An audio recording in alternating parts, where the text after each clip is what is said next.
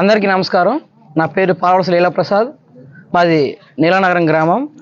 కొన్నిసార్లు నాకు సిగ్గేస్తుందండి. మా ఇంటి పేరు పాలవలస అనుకుని చెప్పుకోవడానికి నాకు సిగ్గేస్తుంది. ఈ ఎమ్మెల్సీ చేసిన పనికి నా ఇంటి పేరు పాలవలస అని చెప్పుకోవడానికి సిగ్గేస్తుంది. గత 5 సంవత్సరాలు నీకు గుర్తు రాని బట్టి ఈరోజు గుర్తొచ్చిందా విక్రాంత్ గారు? మీకు ఈరోజు గుర్తొచ్చిందా మీకు?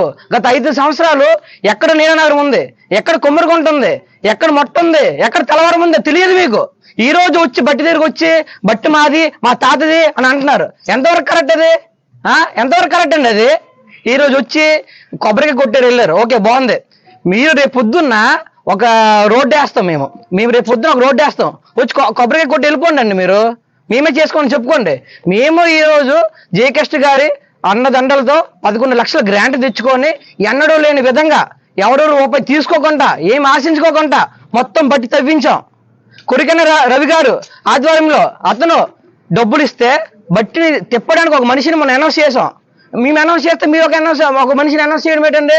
ఎవరేస్తారండి డబ్బులు? మీరు జనాలు మళ్ళీ రైతుల దగ్గర ప్రతి ఒక్కరికి 1000-2000 ఎత్తమంటున్నారు అంటే ఏంటంటే సంగతి?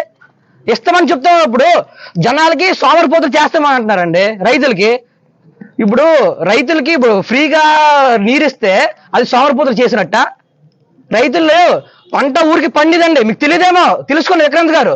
పంట ఊరికే పండిదు, రైతుకి ఊరికే నీరిస్తే పంట పండిదు. గోబు తీయాలి, మొక్క తీయాలి, ప్రతి ఒక్కటి దున్నాలి, దున్నితే అన్ని దుక్కేస్తేనే పంట పండుతుంది. అది తెలుసుకోండి ముందు. మీరు తెలుసుకోకుండా ప్రతి ఒక్క చిన్న దీనికి రైతుల్ని సోమరిపోతులు చేస్తున్నాం అనుకుని ఎంతవరకు కరెక్ట్ అండి అది?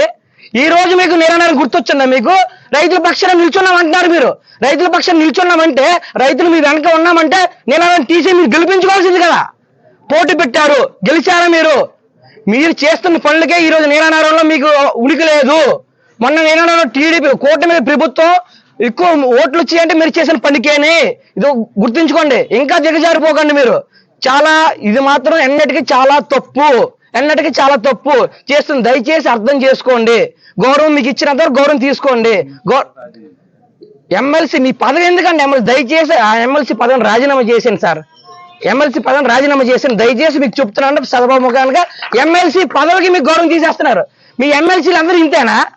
ఒకరేమో రాజమండ్రిలో మటలు చేస్తారు, ఒకరేమో ఎవరో తెచ్చుకుంటారు, మీరేమో ఎలాగా మీరు బయట ఎవరికి నలుగురు తెలియదు కాబట్టి ఈ విషయం నలుగురులో తిరిగేసి ఇలాగ హైలైట్ అవ్వాలని ఇలాంటి పనులు చేస్తారు. మీరు ఇలాంటి పనులు చేయడానికి మేమైనా దొరికాం. మేము రైతులా మీకు ఇదా? రైతులు రెచ్చగొట్టే పనులు చేస్తున్నారు. మీరు ఎంతవరకు కరెక్ట్ అండి? ఇది ఆలోచించాలా, సీరియస్ గా ఆలోచించాలి. మీరు మాత్రం ఎన్నటికీ కరెక్ట్ కాదు. మీరు మీటింగ్ పెట్టిన నీలనగరంలో 30 మంది రాలేదు. ఆ మీటింగ్ లో మేము 500 మంది వచ్చారు, రైతులందరూ వచ్చారు అనుకో.